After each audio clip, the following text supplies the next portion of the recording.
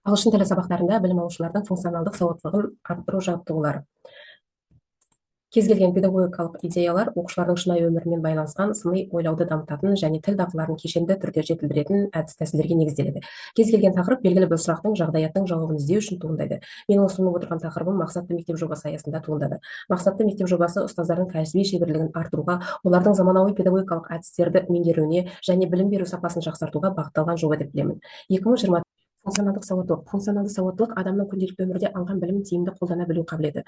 Бұл тек оқи білу, жаза білуді ғана емес, сонымен қатар мәтінді түсініп оқу, ақпаратты талдау, мәселені шешу, пікір білдіру, қорытынды жасау, әлеуметтік, экономикалық және мәдени ортада бағдар табу сияқты дағдыларды қамтиды. Қысқаша айтқанда,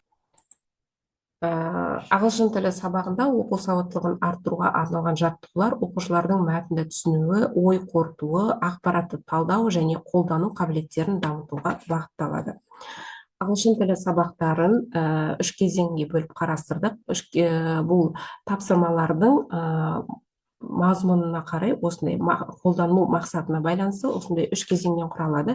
Олар pre-reading skills, while reading skills және post-reading skills. Енді осындай тапсырмаларға мен келтірген мысалдарға назар аударсаңыздар, бұл жерде мен 9-шы сынып оқулығын алып отырмын. 9-шы сыныптың Excel 9-шы сыныпқа арналған оқулықтың 8-ші тарауында destination деген тақырыпты алдым. Осы жердегі мәтіндерге тапсырмалар құрастыруды жөн санадым. Бұл жерде pre-reading skills тапсырмаларын, мысалы, осы мәтінге арналған pre-reading тапсырмалар. Ол show visual тапсырмасын алып отырмын. Бұл жерде өздеріңіз көріп отырғандай Эйфель мұнарасы, Тадж-Махал, ұлы Қытай қорғаны суреттері көрсетіледі және сұрақтар қойылады.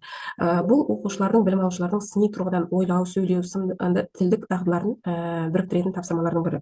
Тапсырмаларды орындау барысында білім алушылар пәнаралық интеграцияны біріктіре алады. Яғни география, тарих және өнер тағы басқа пәндер бойынша өздерінің білетін білімдерін қоса алады. Енді 9-шы сынып болғандықтан әрине мынандай сұрақтарға олар жауап бере алады.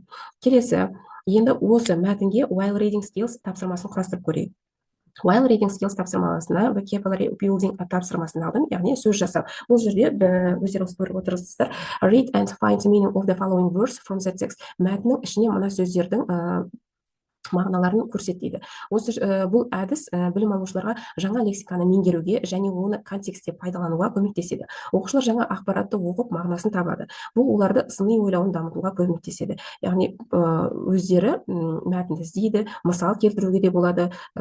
Егер оқушының жауабын одан әрі түрлендіріп, одан әрі сұрауға болады екен. Келесі, енді осы тапсырма бойынша мынандай detailed comprehension деген тапсырма. Бұл жерде жүппен жұмыс жасайды. Бірнеше жаңа карточкалар беріледі. Ол жерде сұрақтар және жауаптар болады. Яғни оқушылардан жылдамдық қажет етіледі. Олар бұл тапсырма арқылы білім алушылар оқыған мәтіндерінен кеңірек түсінуді және нақты мәліметтерді еске түсіру қабілеттерін дамытамыз. Тапсырманы орындау барысында тақырыпқа сай дұрыс сөйлеу, ойын аяқ жеткізу, дерекпен дәлелдеу, коммуникативтік дағдыларын дамығанын көрсетеді. Post reading skills тапсырмаларына қарасақ, post reading skills тапсырмасы бойынша мен осы мәтінге role play tourist guide деген тапсырманы алдым. Бұл жерде оқушыға яғни рөл беріледі. Оқушы шынайы өмірге ұқсас жағдаятта турист пен гид рөлін өзара бөлісіп алып, өзара сөйлесу, тілдік қарым-қатынас дағдысын дамытады. Турист сұрақ қойып, гид нақты ақпаратпен жауап береді. Гид рөлінде оқушы мәтіннен алған ақпаратты, яғни тарихи орындар, биіктігі, не көруге болады, тағы басқа сияқты ақпарат бере алады. Бұл оның мәтіннен алған білген жаңалығы болғандықтан осыны қолдануды үйренеді десек болады. Бұл тапсырма оқушыларды тек тілдік емес, қоғамдық, мәдени және әлеуметтік құзыреттерін дамытуға көмектеседі. Яғни бұл функционалды сауаттылықты арттыруға бағытталған тиімді жаттығу деп білемін. Бұл бір тапсырмаға байланысты құрастырылған бір тақырыпқа байланысты құрастырылған тапсырмалар. Енді тағы да толығырақ түсінікті болу үшін екінші тапсырманы сіздерге ұсынғым келіп отыр. Бұны да мен осы 9-шы сыныптан алдым. 9-шы сыныптың 8-ші тарауындағы Man Made Masterpiece тақырыбы бойынша алдық. Бұл жерде алдында, бұл жерде өздеріңіз білесіздер, 9-шы сыныпқа сабақ беретін әріптестер, екі мәтін бар. Мәтіндер бізде сәулет өнерімен байланысты. Бұл жерде өздеріңіз суреттен байқап отырғандай тапсырмалар осы екі мәтіннің төңірегінде құрастырылады. Енді осы екі мәтінге pre-reading, while reading және post-reading тапсырмаларын жасап көрейік. Бірінші pre-reading тапсырмасы. Brainstorming алдық, миға шабу деп айтамыз. Бұл жерде оқушылар өз білімдері мен естеліктерін, адам жасаған өнер туындылары туралы ақпаратты еске түсіріп, оны категорияларға бөліп жүйелейді. Мысалы, сәулет, өнер, инженерия деген тақырыптар бойынша. Бұл тапсырма оқушылардың функционалды сауаттылығын, дағдыларын дамытудың тиімді тәсілі. Оқушылар тек білімді емес, оны талдап, ұйымдастырып, өз пікірін айту арқылы белсенді қолдана алады. Келесі while reading тапсырмасы бойынша skimming for general information тәсілі қолданылды. Бұл жерде де мәтінді оқып шығу және осы мәтінге байланысты сұрақтарға жауап беру. Мәтіннен, яғни керегін алу. Оқушылар екі тарихи мәдени нысан туралы қысқаша түсінік алады. Мәтінді тез әрі мақсатты оқуға үйренеді. Салыстыру дағдыларын дамиды. Бленхейм сарайы мен Қожа Ахмет Яссауи кесенесі туралы салыстыру ой қалыптасады. Оқушылардың мәтінді жалпы мазмұны бойынша тез түсіну және негізгі ақпаратты анықтау қабілеттері жетіледі. Сондай-ақ осы while reading skill, яғни екі тақырып бойынша алып отырмын. Тек қана ресурс ретінде оқулық тағы мәтіндерді ғана емес, сондай-ақ кез келген тақырыпқа байланысты кез келген ресурсты қолдануға болады екен. Мысалы, мына суретті қараңыздар. Мен бұл суретті берілген суретті ресурс ретінде қарайтын болсаңыздар, кіші сыныптарда, яғни 4-ші сыныптарда, 3-ші сыныптарда бізде food and drink деген тақырып бар, 5-ші сыныптарда да. Осы тақырыпқа, осы суретпен food and drink тақырыбына алсақ болады. Бұны мен бұл суретке мұқият қараңыздар. Суретте, яғни пикникте отырған бір отбасының суреті және тағамдарының суреттерін көріп отырмыз. Сусын да бар, тағамдар да бар, жемістер, көкөністер көруге болады екен. Енді осы жерде тапсырмаларды қалай құрастырамыз? Осы суреттің өзімен бір сабақтың тапсырмасын алуға болады. Мысалы, pre-reading skills тапсырмалары. Бізде remembering, understanding, яғни білу, түсіну тармақтары, яғни бұл төменгі дағдыны қалыптастыратын жаттығулардың түрлері ғой. Бұл жерде мынандай сұрақтар қоюға болады екен. How many food and drinks words do you know? Сіз қандай тағамға және сусынға қатысты сөздерді білесіздер? Кіші сыныптың оқушылары өздерінің білетінін әрине сол жерде айтады.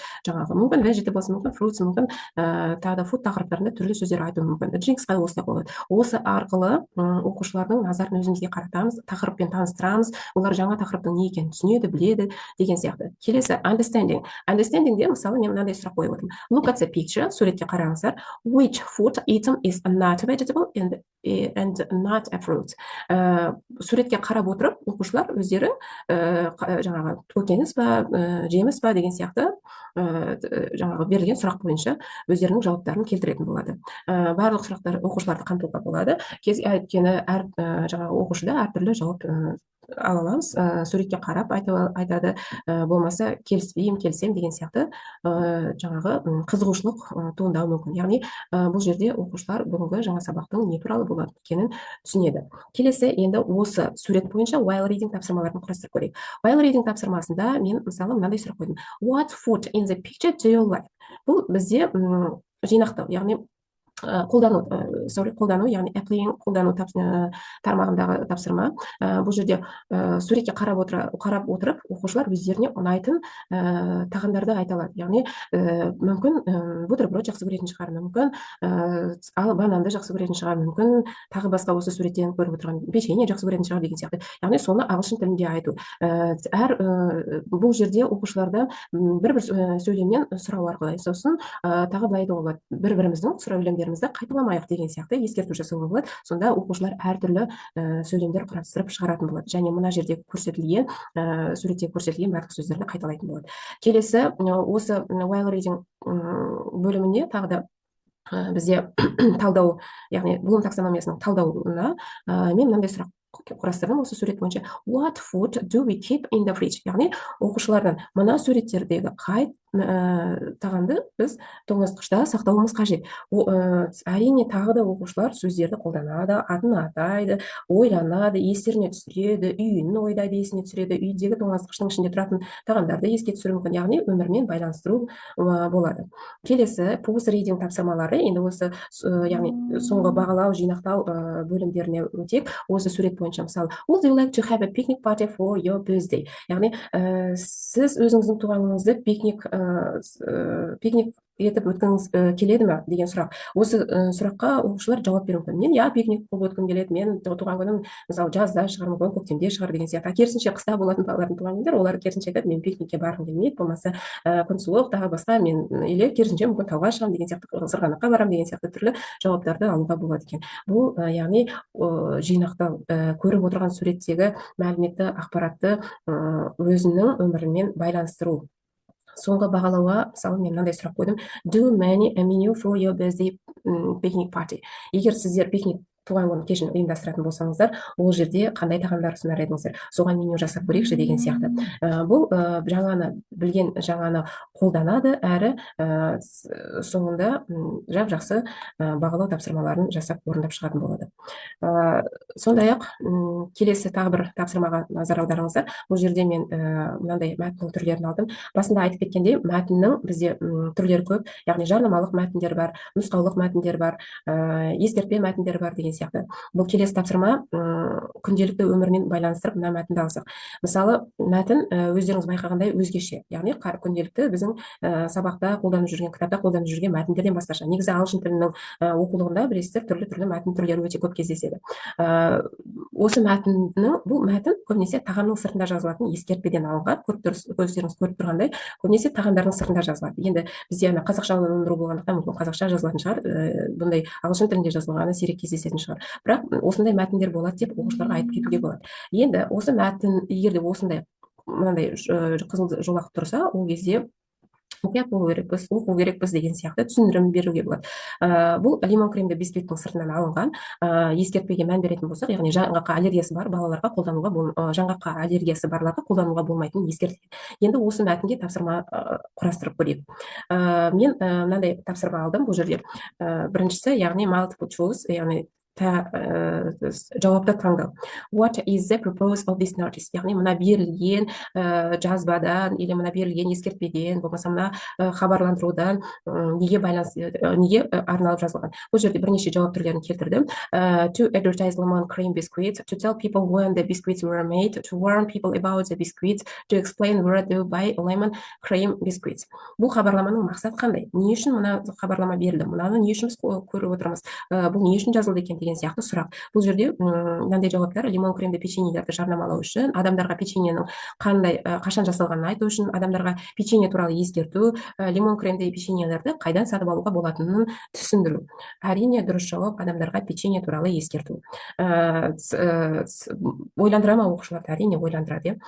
Келесі тағы да мынандай сұрақтар: What would you do if you had bought these biscuits? Why would you do this? Use information from the text to support your answer. Егер сіз осы печеньелерді сатып алсаңыз, не істер едіңіз деген сұрақ қойып көрейік. Оқушылар мәтіндегі жауаптарды, яғни мәтіндегі ақпаратты қолданып отырып жауап беру керек. Мүмкін ол аллергиясы жоқ адам шығар, бала шығар. Ол айтады, мен өзім жей беремін, өйткені менің аллергиям жоқ деген сияқты жауап беру мүмкін. Болмаса, мен оны жаңағы үйде отбасымның мүшелерінің біреуіне тапсырамын, беремін, болмаса қайтадан апарып өткіземін деген сияқты түрлі жауаптар беруге болады бұл сұрақтарға. Неге бұлай жасайсың деген сұрақ, яғни ол сұрақтың ары қарай жалғастыру керек қой. Сол кезде неге бұлай жасайсың? Ол себебін айтады: менде аллергия бар, болмаса менің отбасымда бір адамда аллергия бар, сол себептен мен үйге апармауды жөн санадым, болмаса керісінше менің өзімде аллергия бар, басқаларда аллергия жоқ, басқалары жей берсін, үйге апардым деген сияқты түрлі жауаптар, жаңа ой қозғау жауаптары болады. Енді осы жауаптарды растау үшін мәтіндегі ақпаратты пайдаланыңыз деген, яғни мына сұрақтарды, берілген сұрақтарға жауап жазу үшін, жауап беру үшін қандай жаңағы сөздерді қолданамын, тағы басқа деген сияқты оқушыда ой болған кезде көмек ретінде жазылған ескертпе. Міне осындай тапсырмалар функционалдық сауаттылықты арттыруға арналған. Сауаттылық дағдылары: ақпаратты іздеу, іріктеу, талдау, салыстыру, қорытынды шығару, шығармашылық және сыни ойлау, өз пікірін дәлелдеп жеткізу, білімді өмірмен байланыстыра қолдану. Функционалды сауаттылықты дамыту оқушының тек пәндік білімін емес, өмірлік дағдыларын қалыптастырады деп өз сөзімді аяқтаймын. Тыңдағандарыңызға рахмет.